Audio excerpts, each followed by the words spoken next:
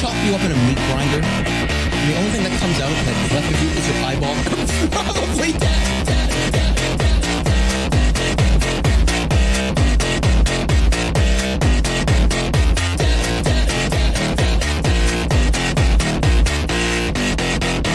I'm not gonna put you into a meat grinder.